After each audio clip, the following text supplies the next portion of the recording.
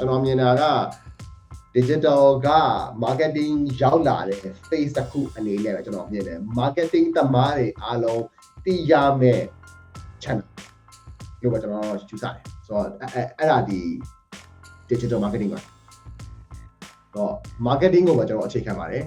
pastel ကိုအခြေခံပါတယ် 7P ကိုအခြေခံတယ် master law ကိုအခြေခံတယ် FTP ကိုအခြေခံတယ် marketing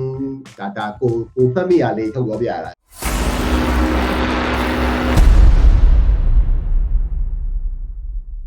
တခုသိချင်တာလေးရှိလို့ပါဒီကလည်းဆိုရင် digital marketing နဲ့ business ပိုင်းနဲ့ဘယ်လိုသက်ဆိုင်တယ်လို့ထင်တယ် digital marketing executive တို့ digital marketing specialist တွေ project တွေ campaign တွေအများနဲ့ owner တို့ဒီနေ့စဉ်းစားပေးတဲ့နာအမှန်လားတဲ့ digital marketing က marketing နဲ့ပါသွားတော့လဲအခုနောက်ပိုင်း discuss လုပ်ပြီးတာရောထွေးသွားလို့ပါတဲ့အခုအမြင်လေးပြောပြပါဦးဟုတ်တယ် okay နောက်ဆုံးစာကြောင်းကိုကျွန်တော်အရင်ဆုံးဖြစ်ပါမယ် digital marketing နဲ့ marketing နဲ့ဘာခေါ်လဲဆိုတော့ဘာမှမခေါ်ပါဘူး marketing ရဲ့ရောက်နေတဲ့ phase ပါအရင်ခေတ်မှာကဘယ်သူမှ radio marketer တော့ဘယ်သူမှ TV marketer တော့ဘယ်သူမှ billboard marketer လို့မဟုတ်ဘူးမဟုတ်ဘာလို့ digital ခေတ်ကျတော့မှ digital marketer လို့ခေါ်တယ်ကျွန်တော်လည်းမသိအဲ့တော့ကျွန်တော်မြင်တာက digital က marketing ရောက်လာတဲ့ phase တစ်ခုအနေနဲ့ပဲကျွန်တော်မြင်တယ် marketing သမားတွေအားလုံးသိရမယ့် channel လို့ပဲကျွန်တော်ယူဆတယ်ဆိုတော့အဲ့ဒါဒီ digital marketing ပါတော့ marketing ကိုပဲကျွန်တော်အခြေခံပါတယ် pastel ကိုအခြေခံပါတယ် 7P ကိုအခြေခံတယ် master law ကိုအခြေခံတယ်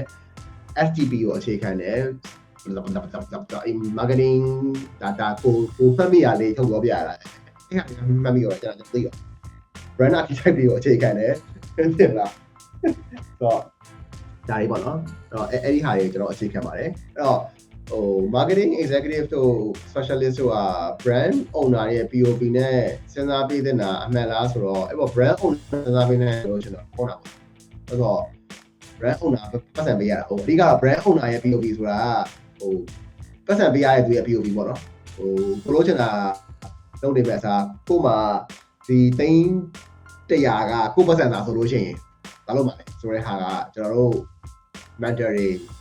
ဆရာမအလင်းကဆရာကိုရချက်ပေါ့ကျွန်တော်သင်ပေးရတာပါမင်းစီမှာ